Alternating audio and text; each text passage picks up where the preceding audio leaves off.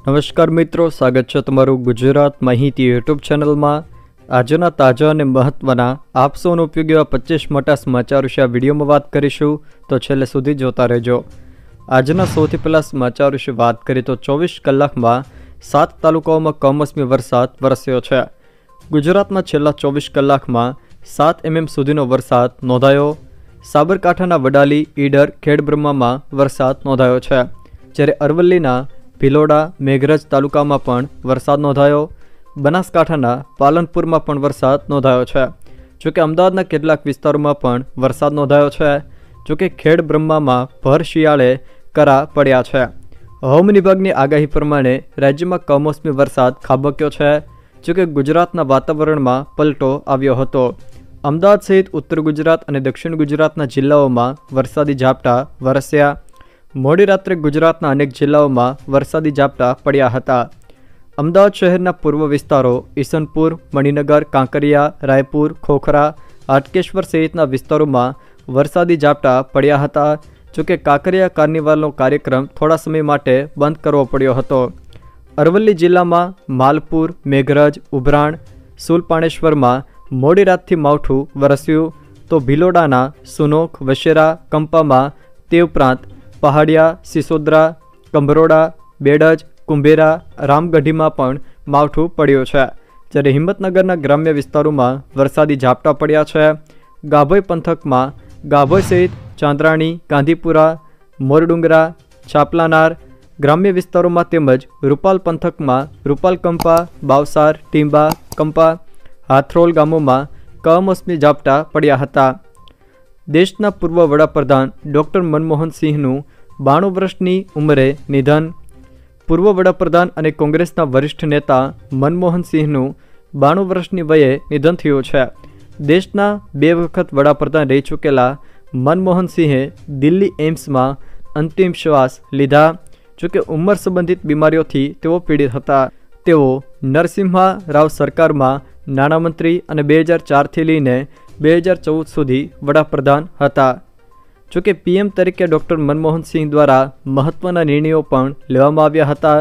તેઓએ પરમાણુ સંધિ અંગે મહત્ત્વનો નિર્ણય કર્યો હતો, જેમાં 2005માં તેમણે યુએસ સાથે પરમાણુ સંધિ શરૂ કરી। જોકે મનરેગાને લઈને પણ તેઓએ મહત્ત્વનો નિર્ણય કર્યો હતો, જેમાં ગ્રામીણ રોજગાર ગેરંટી યોજના શરૂ કરી, જેમાં લાખો લોકોને રોજગારી મળી હતી। જ્યારે માહિતીનો અધિકાર એટલે કે આરટીઆઈને લઈને પણ મહત્ત્વની ભેટ તેમણે દેશને આપી હતી। જનતાને સરકારી બાબતોમાં પારદર્શિતાનો અધિકાર આપવામાં આવ્યો હતો। જોકે શિક્ષણનો અધિકાર એટલે કે આરટીઈને લગતો મહત્ત્વનો નિર્ણય પણ કર્યો હતો, જેમાં દરેક બાળકને મફત શિક્ષણનો અધિકાર પણ આપવામાં આવ્યો હતો।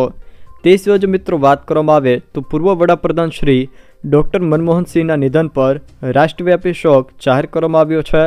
7 દિવસનો રાષ્ટ્રીય શોક જાહેર કરવામાં આવ્યો છે। તેને લઈને મુખ્યમંત્રી ભૂપેન્દ્ર પટેલના આજના પૂર્વ નિર્ધારિત તમામ કાર્યક્રમો પણ રદ કરાયા હતા। નવા વર્ષ પહેલાં સોનું અને ચાંદીમાં ઉછાળો। સોના અને ચાંદીના ભાવમાં તેજી જોવા મળી રહી છે। 24 કેરેટ સોનું ₹411 વધીને ₹74,285 પ્રતિ 10 ગ્રામ, જ્યારે 22 કેરેટ સોનું પ્રતિ 10 ગ્રામનો ભાવ ₹69,877 પર પહોંચ્યો છે। તે જ સમયે ચાંદી ₹389 મોંઘી થઈને ₹87,900 પ્રતિ કિલો પર પહોંચી છે। નિષ્ણાંતોનું માનવું છે કે આવનારા સમયમાં કિંમતી ધાતુઓ વધુ મોંઘી થશે। 23 ઓક્ટોબરે ચાંદીએ ₹99,151 અને 30 ઓક્ટોબરે સોનાએ ₹79,681ની ઓલ ટાઈમ હાઈ સપાટી ટચ કરી હતી। ક્રેડિટ કાર્ડ અંગે મહત્ત્વના સમાચાર।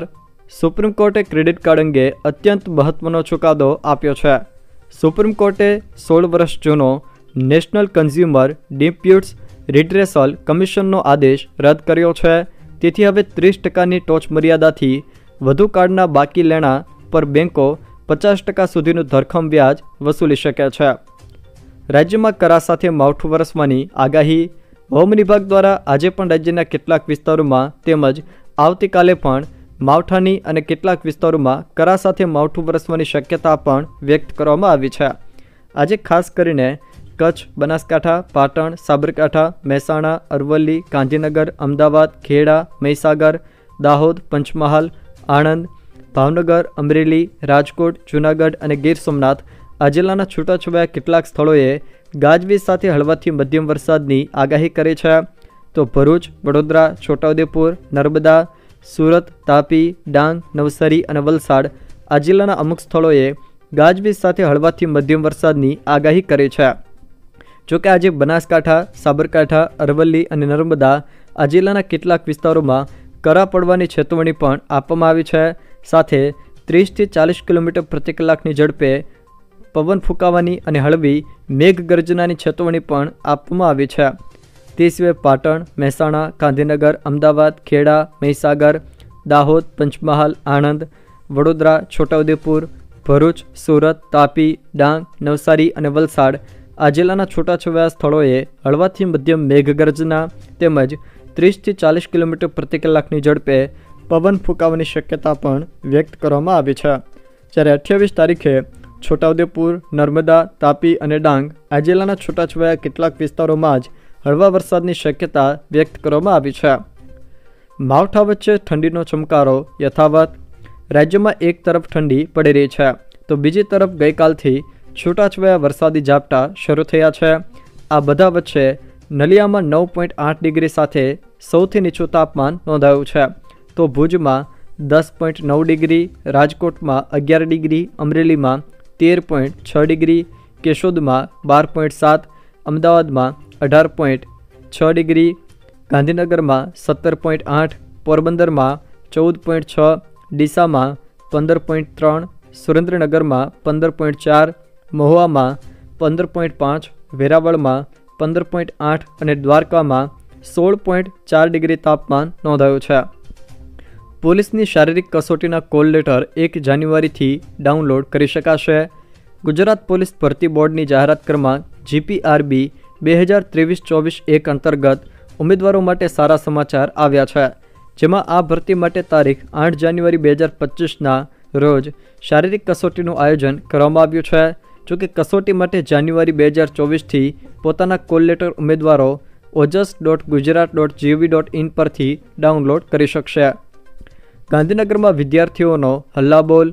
આદિવાસી સમાજના બાળકોને ઉચ્ચ અભ્યાસ માટેની પોસ્ટ મેટ્રિક સ્કોલરશિપ જેને સરકારે બંધ કરી દેતા વિદ્યાર્થીઓ અને વાલીઓ મુશ્કેલીમાં મુકાયા છે.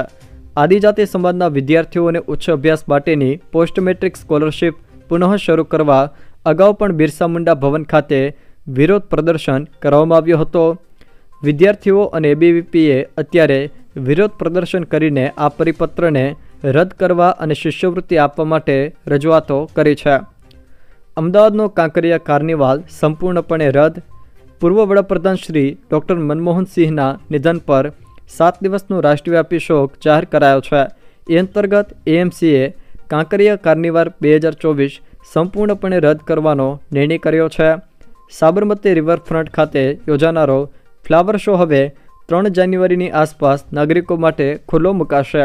જોકે અગાઉ 1 જાન્યુઆરીએ CM ભૂપેન્દ્ર પટેલના હસ્તે ઉદ્ઘાટન થવાનું હતું. પ્રજાસત્તાક દિનથી કોંગ્રેસની બંધારણ બચાવો પદયાત્રા શરૂ થશે. 26 જાન્યુઆરીથી બંધારણ બચાવો રાષ્ટ્રીય પદયાત્રા શરૂ થશે. જોકે 1 વર્ષ માટે નેતાઓ ગામે ગામ ફરશે. કોંગ્રેસ ભારત જોડો ન્યાયયાત્રા બાદ વધુ એક વખત પદયાત્રા યોજશે. જય બાપુ, જય ભીમ, જય સંવિધાન રેલી યોજશે. કર્ણાટકના બેલગાવીમાં ગુરુવારે કોંગ્રેસ કાર્યકારી સમિતિની બેઠક યોજાઈ હતી. બેઠક બાદ કોંગ્રેસના મહાસચિવ KC વેણુગોપાલે પ્રેસ કોન્ફરન્સમાં જણાવ્યું કે અમે CWCની બેઠકમાં 2 પ્રસ્તાવ રજૂ કર્યા હતા. એક મહાત્મા ગાંધી પર અને બીજો રાજકીય પ્રસ્તાવના રૂપમાં. ચર્ચામાં 50થી વધુ નેતાઓએ ભાગ લીધો હતો. જોકે આખરે અમે 1 વર્ષ માટે મોટા પાયે રાજકીય અભિયાન ચલાવવાનું નક્કી કર્યું છે. કોંગ્રેસ 2025માં સંગઠનાત્મક સુધારાનો કાર્યક્રમ કરવા જઈ રહી છે. આ સિવાય 1 વર્ષ લાંબી બંધારણ બચાવો રાષ્ટ્રીય પદયાત્રા 26 જાન્યુઆરી 2025થી શરૂ થશે. પતંગ રસિકોને અંબાલાલ પટેલે આપ્યા ખુશખબર. ઉત્તરાયણને લઈને અંબાલાલ પટેલની મહત્વની આગાહી સામે આવી છે. ઉત્તરાયણ પર પવન સારો રહેવાનું અનુમાન તેઓએ વ્યક્ત કર્યું છે. જોકે દિવસ દરમિયાન ક્યારેક પવન ઘટવાની શક્યતા પણ વ્યક્ત કરી છે. 15 જાન્યુઆરીએ પણ પવનની ગતિ સારી રહેશે. 13 જાન્યુઆરી પછી રાજ્યમાં વાતાવરણમાં પલટો આવશે તેવું પણ અંબાલાલ પટેલે જણાવ્યું છે. ઉત્તરાયણ ઉપર પવન એકંદરે સારું રહેવાની શક્યતા રહેશે. કદાચ ક્યારેક વચ્ચે વચ્ચે પવનની ગતિ ઘટી જાય તો પતંગ રસિયાઓ માટે પતંગ ચડાવવા માટે થોડાક દોરી અને આજકાલ લગભગ ઠુમકા મારવા પડે એવું કદાચ થઈ શકે. બાકી પવન સારો રહેવાની શક્યતા છે. મહેસાણામાં બંધ પડેલી સિટી બસ સેવા ટૂંક સમયમાં શરૂ કરાશે. આ સાથે સાથે 18 સિટી બસ સેવાઓમાં Palavasana road, Radhanpur road, bypass સહિતના રૂટોમાં સિટી બસની વધુ ટ્રીપો દોડાવાશે. પરંતુ હવે મહિલાઓને બસમાં ફ્રી મુસાફરી કરવાની સવલત નહીં મળે. પાલિકા અને એજન્સી વચ્ચે પેનલ્ટીના વિવાદમાં ગત જુલાઈ મહિનાથી સિટી બસ સેવા બંધ હતી. ખેડૂતો માટે મહત્વનો સંદેશ. માવઠાની આગાહીના પગલે તમામ હરાજી 2 દિવસ માટે બંધ રહેશે. હવામાન વિભાગે કરેલી આગાહીને પગલે જામનગરના હાપાયાર્ડમાં ટેકાના ભાવે ખરીદી અને ખુલ્લામાં થતી તમામ હરાજી બંધ રાખવાનો નિર્ણય લેવામાં આવ્યો છે. 2 દિવસ એટલે કે 27 અને 28 તારીખ સુધી હરાજી બંધ રહેશે, જેને ખેડૂતોએ નોંધ લેવા જાહેરાત કરવામાં આવી છે.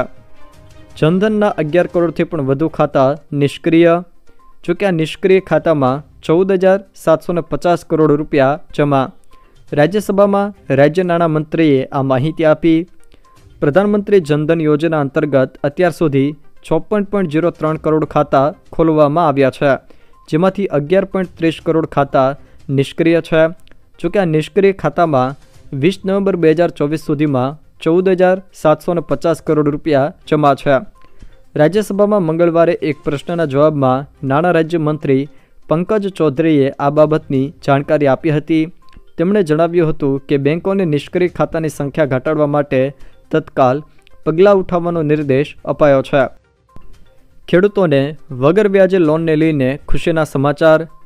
1.5 મહિના પહેલાં રાજકોટ ડિસ્ટ્રિક્ટ બેંકના ચેરમેન જયેશભાઈ રાદડિયાએ રાજકોટમાં પ્રેસ કોન્ફરન્સ કરીને જગતના તાત ખેડૂતો માટે ખેડૂતોને વગર વ્યાજે લોન આપવાની જાહેરાત કરી હતી.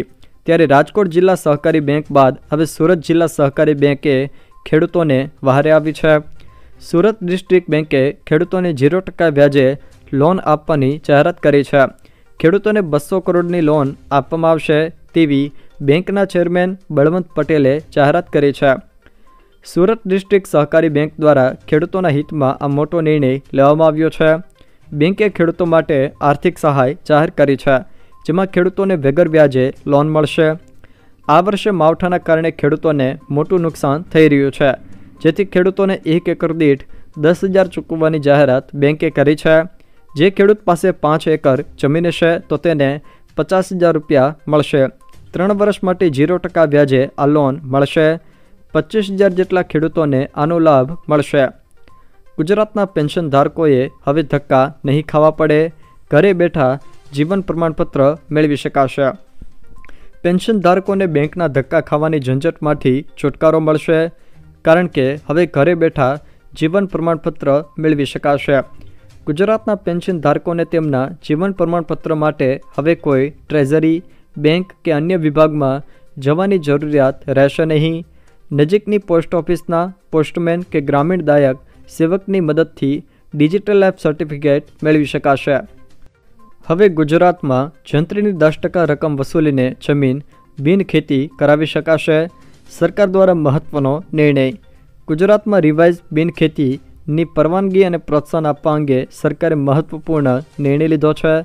રાજ્યમાં અત્યાર સુધી કોઈપણ હેતુ માટે અગાઉ એને થયેલી જમીનની કોઈપણ દરખાસ્ત પુનઃ હેતુફેર માટે જિલ્લા કલેક્ટર સમક્ષ રજૂ થાય ત્યારે જો પ્રીમિયમ વસૂલાત પાત્ર હોય અને અગાઉના બિનખેતીના નિર્ણય વખતે પ્રીમિયમ વસૂલ કરવાનું રહી ગયું હોય તેવા કિસ્સામાં હાલ આવું પ્રીમિયમ પ્રવર્તમાન જંત્રી દરના 30% પ્રમાણે વસૂલ કરવાની પ્રથા અમલમાં હતી.